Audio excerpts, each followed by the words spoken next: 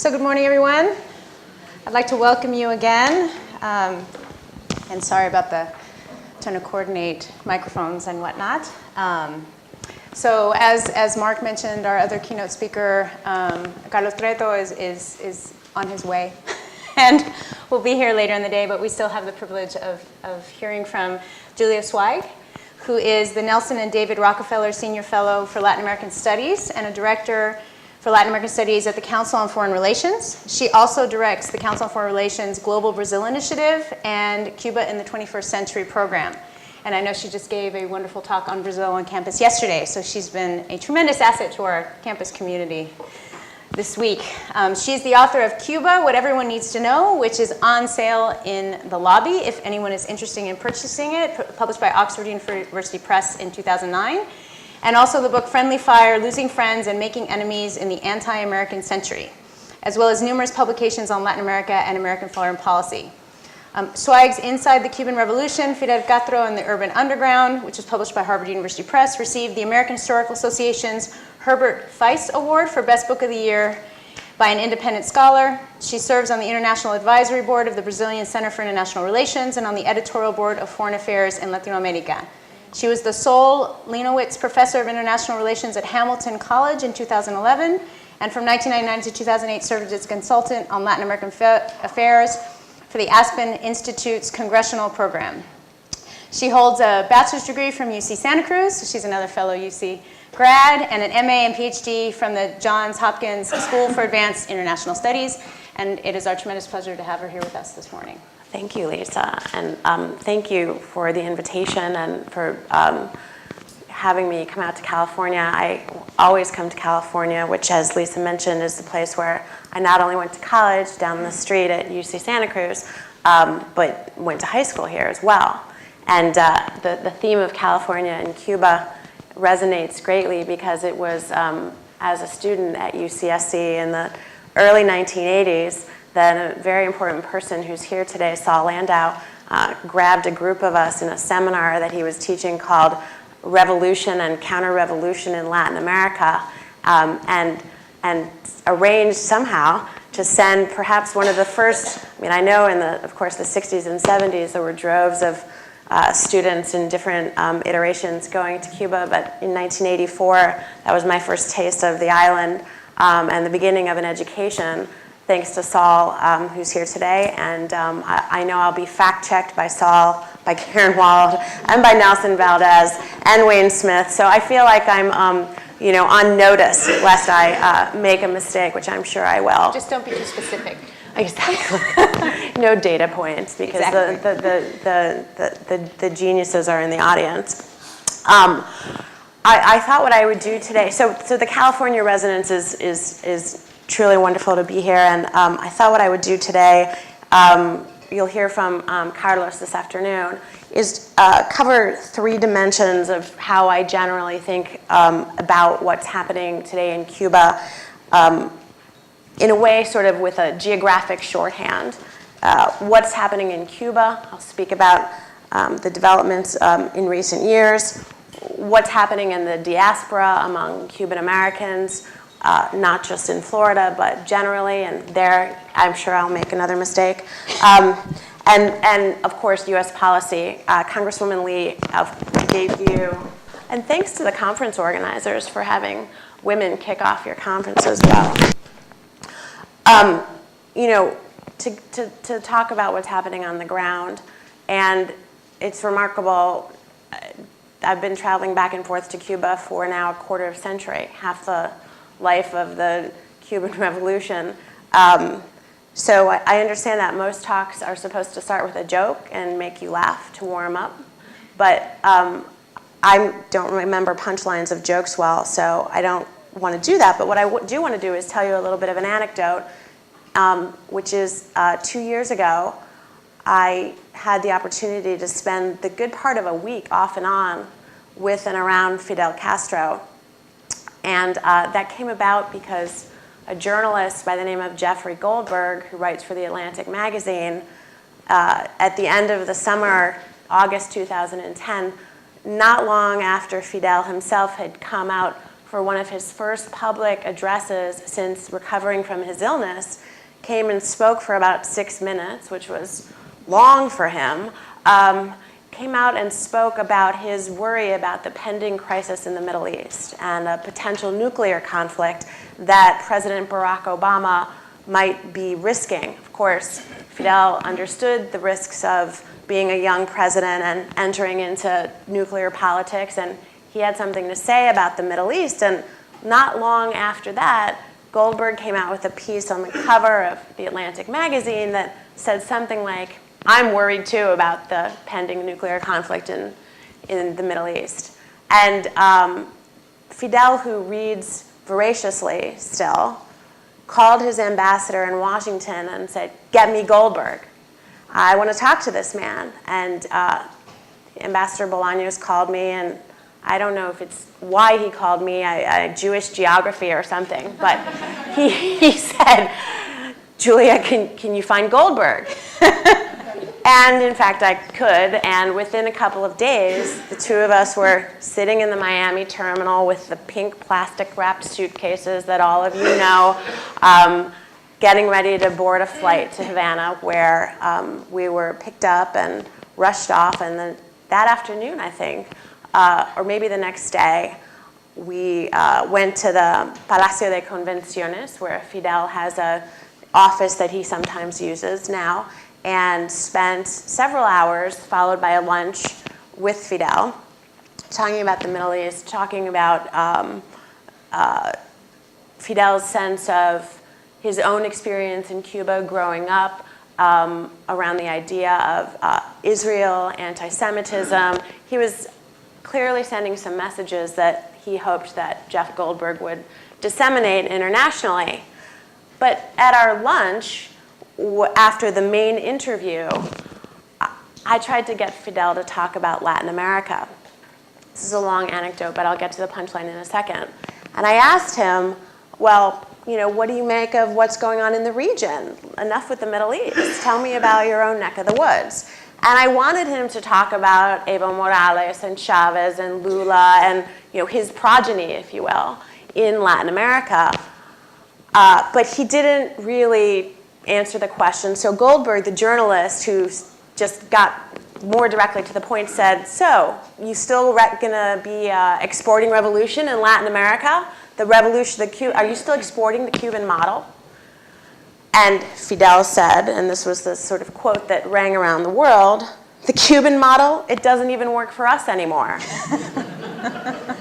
and Goldberg and I looked at each other like, did he really just say that? And that, of course, to Cubans in Cuba and to all of you who study Cuba closely, that was not news, but to the foreign press and to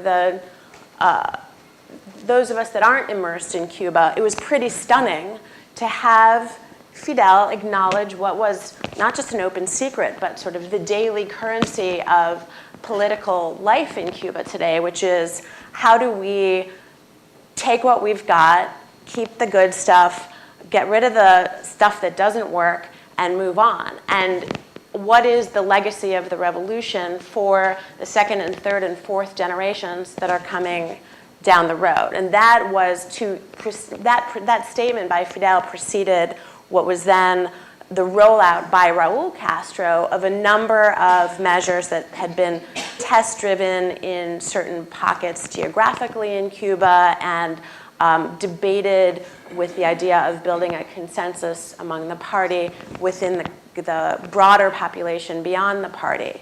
And where we are now on the island, and Congresswoman Lee alluded to this, we're 6 years since, just a bit over 6 years since Fidel stepped down and gave provisional power to Raul. Raul is now in his fifth year, it'll conclude in the beginning of 2013, fifth year of his first term as president of the country, nominated by the Council of State, elected by the National Assembly, and he is in his first term of what might be only 2 terms as Secretary General of the Communist Party. So we have a process which you could call updating the model. You could call it a reform process. You could call it transition, succession.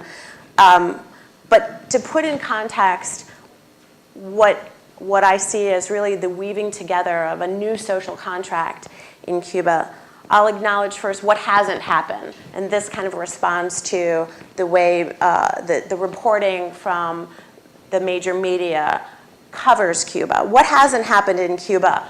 And that maybe the bureaucrats and politicians in US government agencies are looking for. What hasn't happened? We haven't had Jimmy Carter run down there and monitor an OAS-sponsored multi-party election. That hasn't happened. The IMF and World Bank haven't sent groups down there to do a major structural adjustment package, although Cubans themselves would tell you that they feel as if that is happening, maybe a little bit in slow motion, but certainly in terms of the reduction of the size of the state and the reduction of the subsidies the state granted to all aspects of Cuban lives. It might as well be, perhaps, although maybe in more slow motion. We haven't seen in Cuba massive privatizations. You haven't seen major sell-offs of the strategic economic resources of the country, nor have we seen yet major inflows of foreign investment from abroad. And we haven't seen in Cuba, and this is part of the fantasy, if you will, that you see if you take the time to read this thick, long transition documents that the US government has produced about what a transition should look like. We haven't seen the emergence of a Lech Walesa or a Vicente Fox, for that matter, or a Václav Havel. That is to say, the other major question that we hear answered so much is, well, who's coming up behind the ranks? When Raúl goes, who's coming next? And isn't dissident X or dissident Y the next one? Well, we haven't seen that either. But what we have seen, and again, it depends on how you think of time and history, are the 4 or 5 years that have transpired since Raúl took office a period of slow and excruciating change, or are they a period of rather remarkable progress given the political culture and the public expectations of the state that he inherited? We've seen liberalizations in terms of the expansion of agricultural markets, a land reform, the opening up of the buying and selling of agricultural products. We've seen privatization of property in terms of the titling to real estate holdings for individual Cubans and the ability to buy and sell real estate legally. We've seen the beginnings of a creation of a small business culture, albeit the access to credit, the access to a wholesale market, just the sheer know-how of how to run a business, the skill set that requires is slow in coming. We've seen the privatization of some services and the legalization of a whole swath of what was, for a very long time, economic activity that took place only in the black market. We've seen Fidel's cabinet almost entirely replaced. We've seen the cap on wages lifted. We've seen the beginning of currency reform, that is the beginnings of a process of addressing the dual currency that is so wacky and such a symbol of and creator of inequality in Cuba. We've seen the expansion of access to cell phones. We've seen the elimination of almost 500,000 state jobs, creation of cooperatives, and we've heard that by 2014, this from the economic czar of the country, that close to 45% of the Cuban economy will be in private hands. That's in 2 years. So go back to 2008 and you say, wow, what's Raúl planning to accomplish in this amount of time? It's quite a very, very tall agenda. And when you listen to Raúl Castro, sometimes he sounds more like Margaret Thatcher than Karl Marx. When he talks about efficiency and productivity and the accumulation of capital, not as an evil, but as a social necessity to reinvent and rebuild a social contract in Cuba. this is all not just in the category of economic reform. Of course, there are major political implications to the kinds of changes we're talking about, to reinventing the expectations of that Cubans have of what the state is going to deliver. And there, I think it's a kind of ambivalence where Cubans want the state to get out of the way, but they also very much have internalized the notion that the state is there to provide a certain floor, a certain basic level of social services for the most vulnerable, if not for everybody. We've also seen the much more frontal addressing by the Cuban state, the Cuban government, of corruption. And I think that this effort to remove individuals who are corrupt is not only about economics, it's not only about needing to prepare the way for some level of foreign investment, but it's also, of course, deeply political, because the stakeholders in the status quo ante are many, and the kinds of I mean, you could call it a mixed economy, but allowing multiple forms of production, private, cooperative, public, also implies that the rule of law become a lot more the name of the game, rather than the kind of petty and large-scale thievery and corruption that the previous system engendered. So that process has been real and serious. And another one I think that is remarkable, and I'll direct you to something that just was published yesterday on the website of UNEAC, is the way public debates are taking place in Cuba. Public government-sponsored media, Granma, Juventud Rebelde, you know, the ones that have been around forever, they're still state organs, but they're beginning to provide some level of,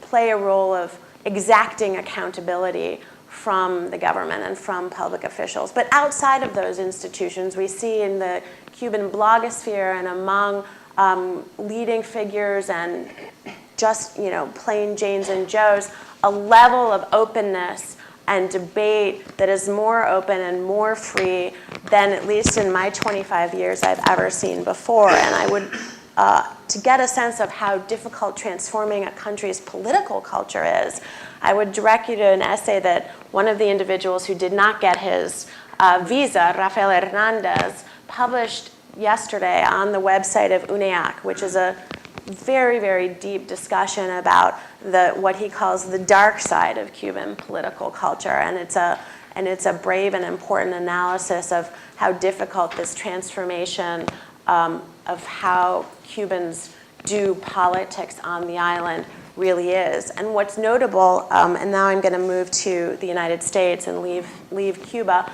what's notable also is that although the embargo and US policy is very present in today's Cuba, of course, and plays a role in many different ways, what's refreshing is how introspective this Cuban debate among Cubans has become.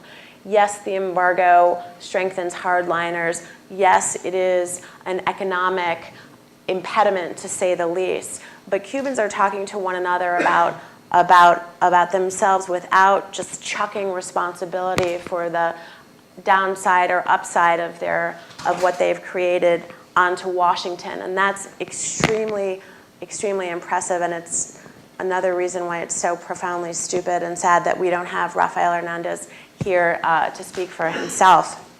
So let me jump up and leave Cuba and come to the second point of geography. And I'm extending my comments a little bit, but you're at about 17 minutes. I'm at 17 minutes now? Yeah.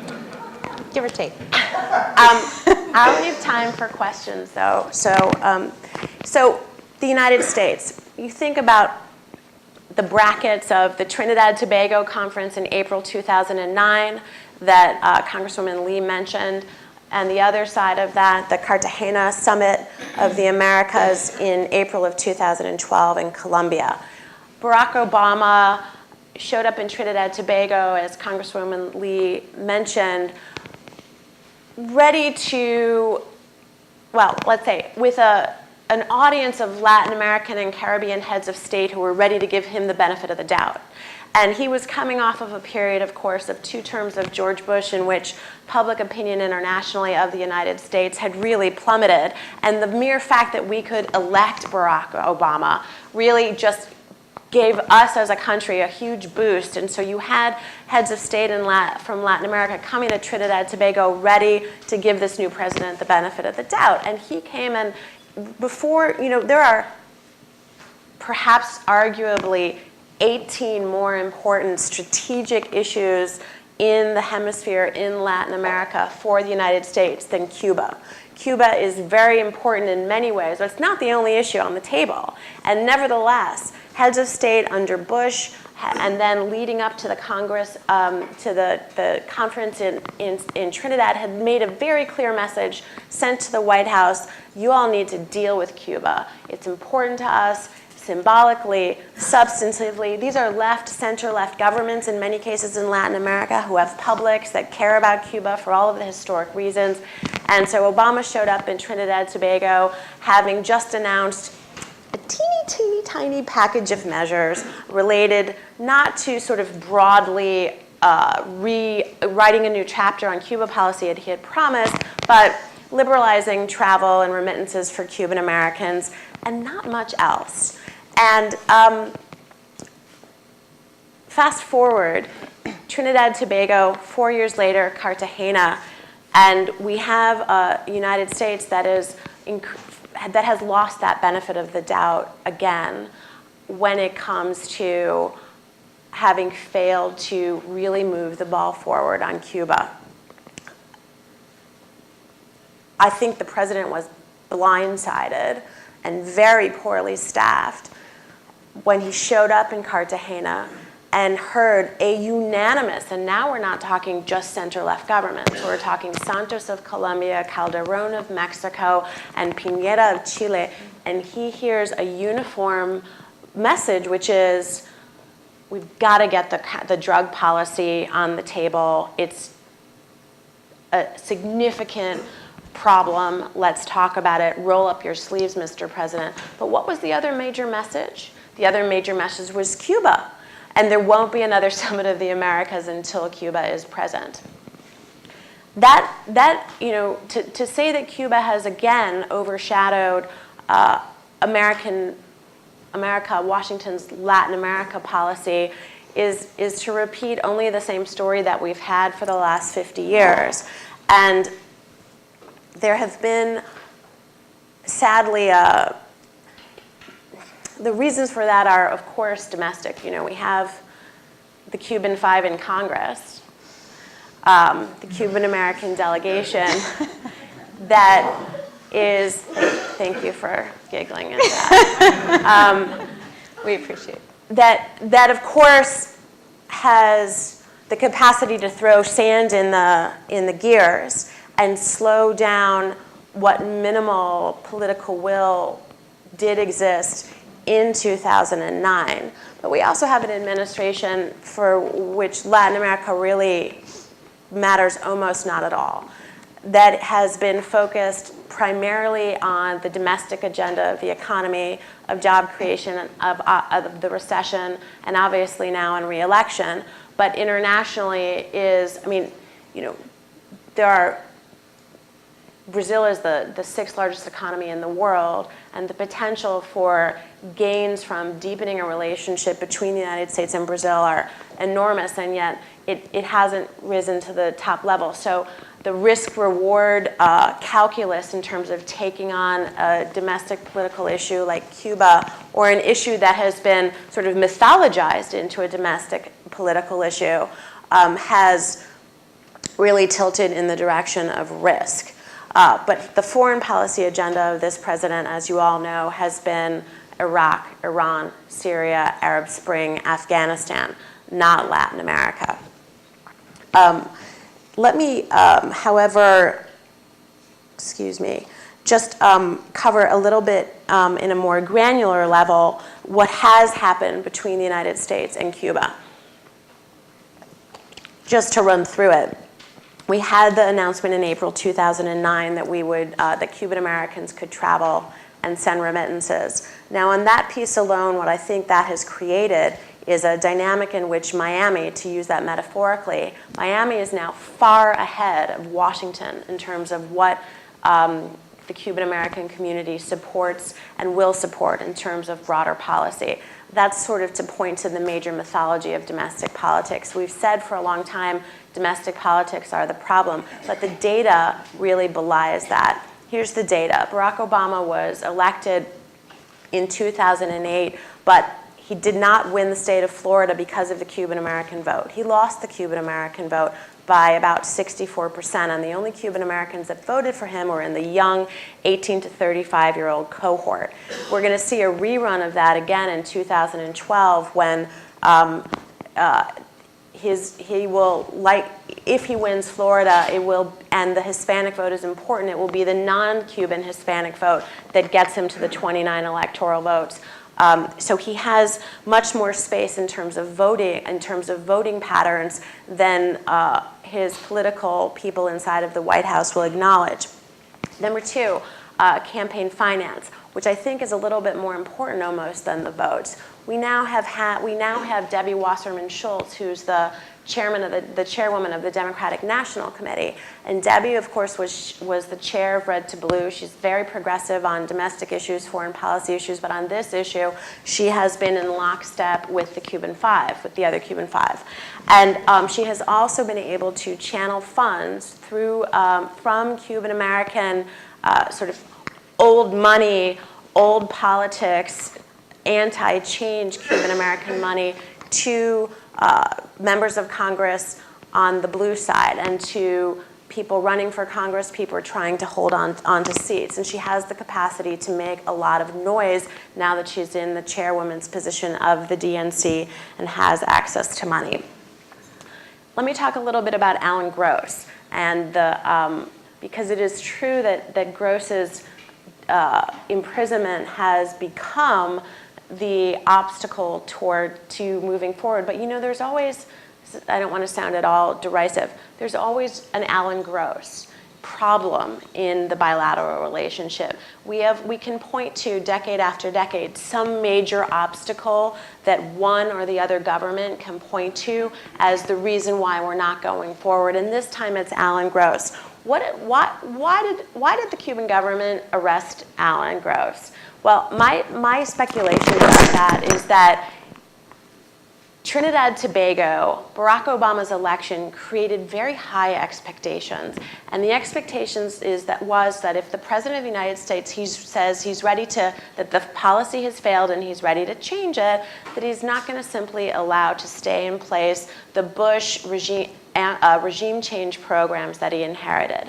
But in fact, what happened is that the USAID programs, for which Alan Gross was a subcontractor of one of the biggest Beltway bandits that receives multi-million-dollar contracts for part of the subcontracting of American foreign policy, Gross himself had been part of that under Bush, and it continued under Obama, essentially with no accountability, with no real knowledge of what these programs were. And after watching him for 5 or 6 years commute in and out of Havana, use members of the Jewish community in the United States and down there to test drive this BGAN satellite wide spectrum SIM card that he was using, Cuban government took this as an intrusion on, obviously a violation of its laws, but also a very clear sign that the programs put in place under Bush, there was no intention of them changing. So his arrest, in a way,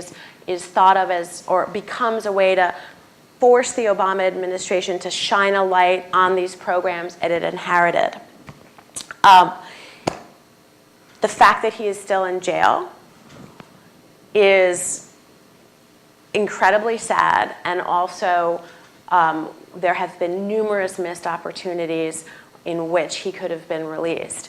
But what has been also true is that A, the programs have barely been reformed by the Obama administration. They are still in place. And B, there's been, and importantly, no real diplomacy but by the United States to actually get him out. No real diplomacy. Yes, Bill Richardson has gone down there with lots of publicity around him, and we've seen Chris Dodd and Senator Levin and Congresswoman Lee, and there hasn't been by the White House or the State Department serious diplomacy to get him out. The two governments at the beginning of the administration flirted a little bit after the Haiti earthquake with cooperation on public health grounds, for example, dealing with the major catastrophe there. Of course, you all know that Cuba has 10, 15 years of having a major public health network on the ground, and the United States was positively inclined initially to try to support Cuba's health network, but at the same time, and provision of health services to Haitians, but at the same time that we were talking to Cuba about how to actually construct something together, we continued back to those programs that Obama inherited to try to induce Cuban doctors to working around the world to defect.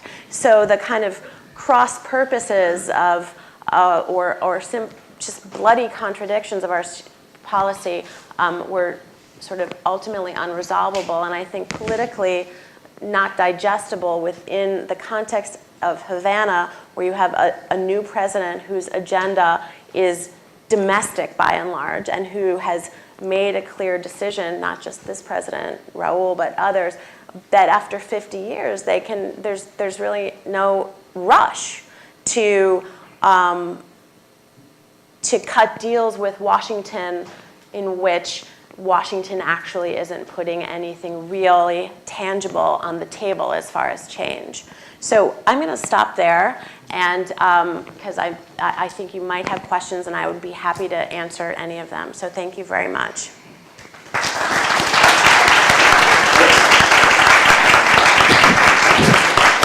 Does anyone have a question card? Yes, so my apologies, I realized I forgot to introduce myself. I'm Lisa Garcia Bedolla, the chair of the Center for Latino Policy Research here at Berkeley, and my understanding is that you're going to put questions on cards if you want us, Julia, and while we're collecting those, I did want to take a moment to talk a little bit about, I should acknowledge I'm Cuban American, but from Los Angeles, which is a different animal.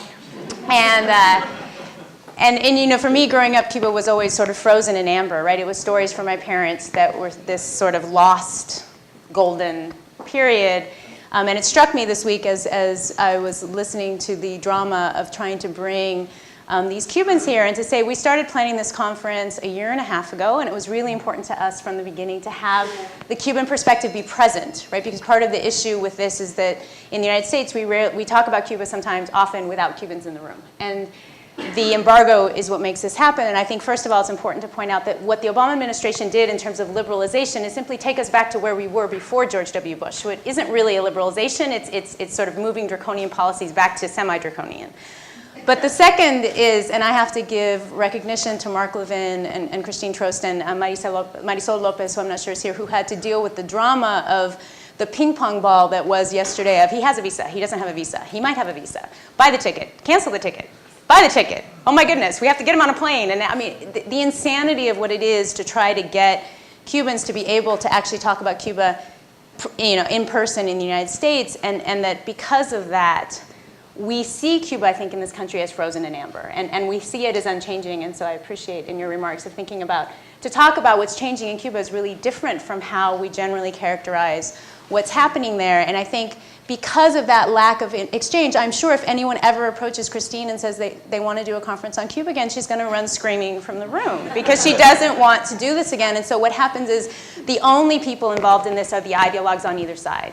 And it makes for, sorry, not only, but many. What ends up happening is often it gets deferred to the extremes. Totally. And so you can't actually have dialogue. And I think without that, it's almost impossible to move this forward. And only having had this experience, I think, can you realize how completely irrational our current system is, and the fact that we can't actually have a conversation with people from both countries in the room. And my last example about that irrationality is if anyone paid attention to the coverage of Hurricane Isaac, and you think about geography, if a hurricane is hitting Florida and the Dominican Republic and Haiti, there's a really big island right by there that is also being affected by the hurricane, and there was no coverage. It's as if Cuba doesn't exist in the United States, and that amnesia, and that it's almost like we disowned a recalcitrant child or something, and refused to acknowledge that they still exist on the planet. But so long as we have this very strange almost that you now have this hole in the Caribbean that, we don't talk about what's there, that it's very difficult to have a policy that actually really addresses the deep and important relationship that exists between both countries. So I hope that today is the beginning of that, but I think people who haven't experienced this need to know just how difficult it is to have a conference with two Cubans who come. And I'm thrilled that Carlos Sutardja will be here later. But I think it's part of what makes it difficult to move the relationship forward, especially I think this is on the U.S. side, just to make clear, this is the State Department. And I think we should acknowledge, we talked a lot when we were scheduling this conference about whether or not this was a football weekend. We didn't talk enough about the fact that it was going to be 40 days before a presidential election, and we were inviting two Cubans to come to Berkeley, which one could imagine perhaps had something to do. But the Cubans that got invited to the Latin American Studies Association conference last fall also got rejected, two of whom were Rafael and Carlos. So one of whom was Mariela Castro, nevertheless, Raul's daughter. Right. So can you square that circle? I cannot. I can't either. And there is so the lack of any logic is a problem. And so I think we all need to be, those of us who aren't as closely related to the issue need to become more aware in order to hopefully move us to a more logical place in terms of our U.S.-Cuban relations. So the first questions, I don't know, maybe this is the Cuban me. I'm going to start with the most dramatic of the questions. What is your worst fear for what will happen in Cuba in the next 10 years? And I have to say, for me, again, as someone who has family on the island, what is the worst fear? What is your worst fear for what will happen to Cuba in the next 10 years? And I think for me, at least, this is what are the chances of a peaceful transition to normalized relations, and to all the economic shifts that you talked about? Well, I mean, I think we've already had one peaceful transition over the course of the last decade, and much to the chagrin of some in Washington who were salivating at the moment that Fidel became sick. In fact, I think we have Ileana Ros-Lehtinen on camera calling for the legitimacy of, I don't know if she used the word assassination, but certainly, that political violence remains a legitimate tool when coming to the issue of accelerating a transition in Cuba. But truthfully, I don't see, this model of a violent political transition at all in the cards in Cuba over the next decade. I think what I do worry about is that time is ticking away, and that, there's a kind of perfectionism that is that I perceive in the slow, we could talk about the fast pace of change, but things are also kind of moving slowly, and doing things by consensus, and having certain experiments with more economic freedom, successful experiments with economic freedom provide momentum to building political consensus within the party for more freedoms. That process is going very slowly, and Raul Castro is in his 80s. And there's a generational issue, which I think is which we must face. If you look at so my biggest fear is that the reconstruction of this social contract, which I'm not really sure what it's going to look like. It'll be some very Cuban hybrid. That process won't have gelled enough by the time the founding generation really does leave the stage, and that there won't be if you look at who's in the Central Committee now and who's governing provinces and who are running ministers, you do see people in their 40s and 50s and 60s that clearly are the next generation. But does the skill set exist? Does what happens when the founding generation is gone? What kind of coherence really does exist, and that goes to sort of, the role of the military in Cuba. That goes to the role of foreign investment. Are we going to see institutions that are solid enough remain post-Raúl that don't lend themselves to the kinds of criminal networks that are so present in Mexico, in Central America? I mean, right now, Cuba is kind of an island of relatively free of corruption, peaceful, stable, and not violent. And I think keeping the institutions together to keep that in place once the founding generation is gone, I mean, that I couldn't possibly guess. I could hope, but I can't guess at what that's going to look like. So we have a lot of questions about gross and the Cuban Five. Okay. So I think maybe if you want to explain the non-congressional Cuban Five, who that is for those folks in the audience who don't know. And then just to talk about, we have sort of a number of questions to talk about how closely is the gross issue connected to that of the Cuban Five, and the secondary is sort of what are the possibilities of resolution? Okay. Well, number one, and there are people who will get the facts better than I will on this. The other Cuban Five, the Cuban Five, 4 of whom are still in jail and 1 of whom is serving out parole in Florida, were members of Cuba's intelligence services who were sent to the United States, to South Florida in the 1990s to penetrate the exile organizations who at the time were carrying out terrorist attacks from the United States and Central America directed at Cuba's tourism industry. And the Cuban Five were highly trained agents, I'm going to use the wrong word, people who were penetrated these organizations here to develop intelligence related to Cuba's own counterterrorism policies. With some information that they had gathered about, this is when Brothers to the Rescue was flying over, and that they had gathered when those organizations were much more active than they are now. The Cuban government decided to provide information to the FBI and to the White House that these individuals had gathered, and rather than go after the organizations that they had penetrated, the FBI in Florida instead decided to arrest them. And their trials were horribly carried out in a political environment, politicized environment. And the long and the short of it is that one of them is serving out, is it 3 years of parole? 2 years of parole, 3 years of parole in Florida. 4 of them remain in jail. Some of them are serving multiple life sentences. So that's just a story on who they are. And just remember, the Russian spy swap between the United States and Russia that happened a couple of years ago.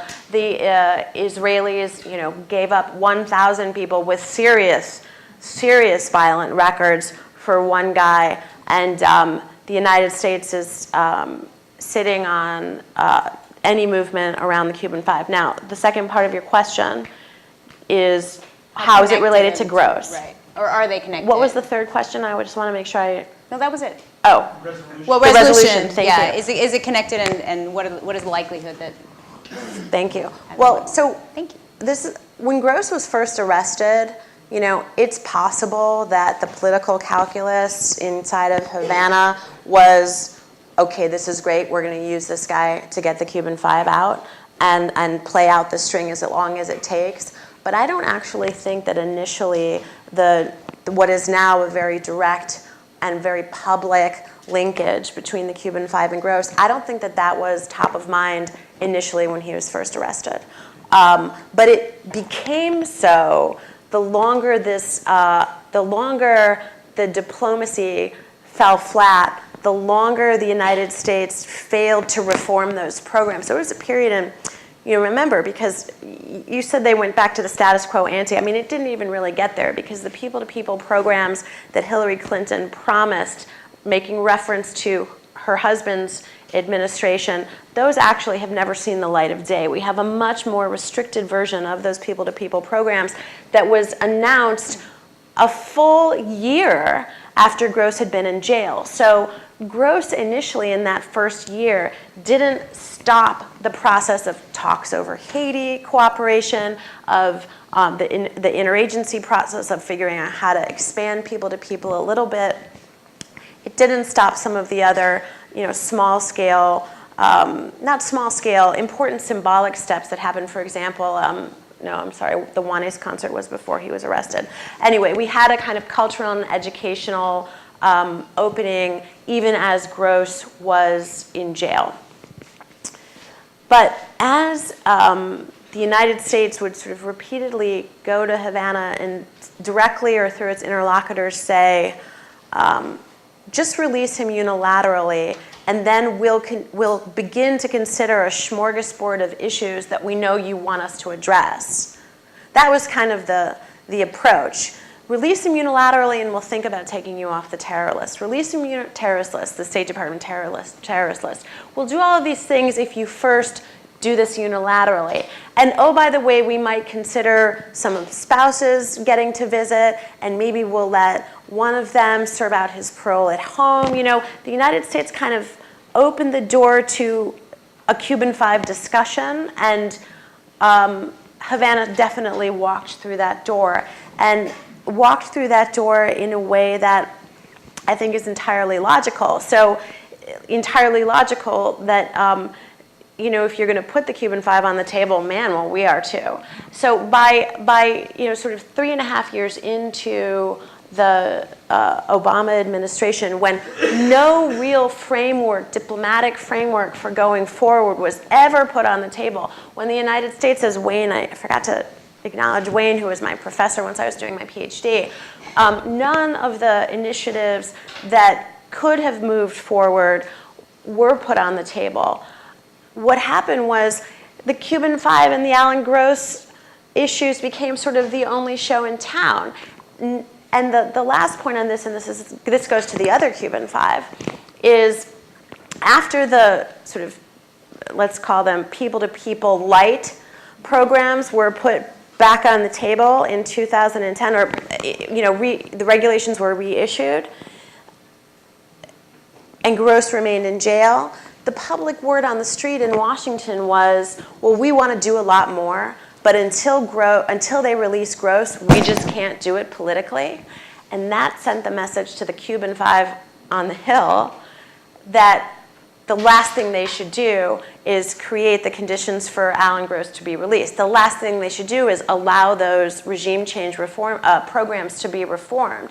Because with Alan Gross's release, by God, it looked like the Obama administration was actually willing to do a lot more on the bilateral front. So the status quo, those who sort of want the status quo to keep in place, also came to have a stake in keeping Alan Gross in jail. And please don't misconstrue my comments. I very much hope, and have every time I talk to Cuban officials, encourage them to release the man, because I don't think that there's anything to gain by keeping him in jail. And I suspect there are some on the island who also have a stake in the status quo too. I mean, that's just basic politics. So someone asked, what are some of the problems that Cuba may face? Congresswoman Lee talked about lifting the embargo if the United States were to lift it tomorrow. What are some of the problems that might arise if you suddenly did have open relations between the U.S. and Cuba? Problems. Those are problems I would like to have. Well, just saying, would it negatively or positively affect the future economy? Would it be stabilizing for Cuba? Would it be? Well, I mean, Cubans tell us all the time, bring it on. We can handle it. I think the upside has to do. I alluded to the political culture in Cuba, and that political culture has been very much negatively affected by the relentless beat of the embargo, because this embargo and the U.S. policy is used as an excuse to suppress open political debate, of course. So I think it could only be positive on that front. On the economic side, look, this is the logical, natural market for Cuba. here. And there are, trade, commerce, investment. We heard about HIV/AIDS, scientific exchange. Cuba has a biotech industry that is producing drugs that can't be used by Americans, and vice versa, because the embargo has third country extraterritorial implications. So,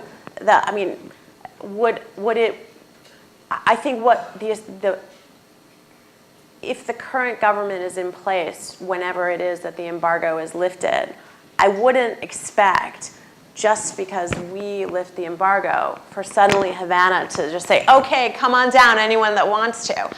Probably in terms of tourists, absolutely yes.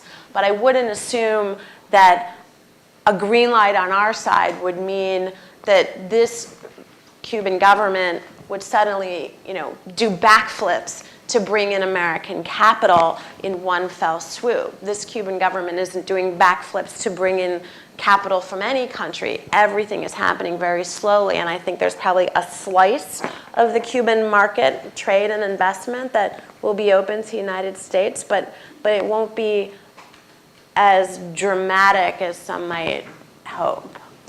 So our last question is from someone with absolutely beautiful handwriting who managed to get a whole heck of a lot on a card. So it's long. So it's a comment and a question. It's an academic question with 4 parts. So, as they tend to be. Who are you? Yeah, beautiful handwriting, but a good question. So what are your thoughts regarding, so you're gonna have to sit through the whole thing, it's long, I'm just gonna read it. What are your thoughts regarding how Raul Castro's new economic reforms could influence social inequalities and further widen income gaps, given those who have the ability to create and or sustain a business venture are those who already have a certain level of capital or economic stability, and those who don't already have these economic means have more challenges and limited opportunities to enter into a business venture? So the answers to the questions are embedded in the question. So I guess I could just read this back to you. Yes. Or do you agree with the answers to the question that are embedded in the question? I think there's already a lot of data and evidence showing that one price of this change process that's unfolding is greater inequality, and that access to capital, we call it remittances, but Cuban Americans are investing in their own families and in the sort of small level of small businesses that are emerging there. So we all know that not everybody in Cuba has Cuban American family members that have the capital to invest. We haven't talked enough, but I think we'll get to it in the panels today, about just what that does look like, and not only in terms of small-scale remittances, but what's happening with Cuban American investors who are finding third country back roads to get into Cuba at a much larger scale. What kind of political deals are being cut? Yes, indeed. It's like here, it's easy to start a business. Well, Romney says just get money from your parents. But it's easier to start a business if you already have a little nest egg to start a business. And obviously that's the case in Cuba too. And I think one of the sources of dragging, slowing down this process actually is that Cubans, it's hard to generalize, but that there is a resistance because there's such a commitment to the social justice components of the 50 years of that revolution. There is a very strong worry that sustaining that cohesion of the last 50 years will be very tough as inequality grows. And so I'm going to use chair's discretion and ask one last question for myself and ask you to do what we should never do, which is prognosticate. But what are the chances that you think that if we have a second Obama administration, and he is somewhat freed from the electoral considerations that have been referenced, although I don't completely agree that Florida is. Anyway, what are the chances that we'll see some real movement? Or do you think that so the first level is, will Latin America sort of increase in prominence? And secondly, if so, will there be actual change on Cuba policy, you think? So all of us have gone through the moment when a first term makes a move to a second term, and we were hopeful from Clinton's first term to Clinton's second term. We've lived this, right? I am a glass half full person, and I will say, back to the 2 summits that bracketed this first term, that Cartagena summit was finally the kick in the you-know-what that did give real pause to some in the administration. I don't know if President Obama really internalized what the message was, but I do know that Secretary Clinton did. And there's no major positive foreign policy legacy for the first term when it comes to Latin America. And in a second term, I'm confident that the case will be made internally that there is a huge opportunity to be that president who finally overcomes this narrow political stasis and makes the right decisions with respect to Cuba. Will that appeal to him, or will he look to nuclear disarmament as his big foreign policy legacy? I mean, there are other options to choose from if you're planning your second term, but I do think that will come up. It will be put on the table by conferences like this, by a number of different NGOs and academics and public scholars, but we'll just have to see. We'll just have to see. I do think that a wonderful way to kickstart that process would be to find an arrangement to take the gross and Cuban 5 issue finally off our plate and solve it once and for all. But in your own words, then, will something else Wasn't that my own words? Well, no, you had said that if you look historically, there's always been that thing. There's right. always been a thing, right? So let's say Yeah, we it's a take them thing, off yeah. the table, will some other thing, will Manos al Rescate do something that creates another thing? Yeah, but that's What an about- excellent, you raised something really important, which is there will be opponents to this, to any thaw. So there will be a thing. So part of the planning needs to be, all right, there's going to be a thing. How do we anticipate, neutralize, and mitigate it from the front end? And that requires having, the actual strategic planning and attention, not just of the minions, but of the president himself. And I just have no idea whether he'll be ready for that. But I do think that there will be another thing.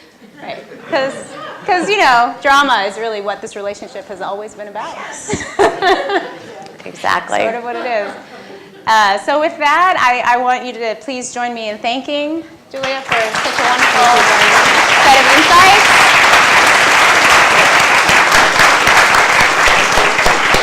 Thank you to all of you for such thoughtful questions, and my apologies to those of you for whom we were not able to get to the ones that you provided. We're going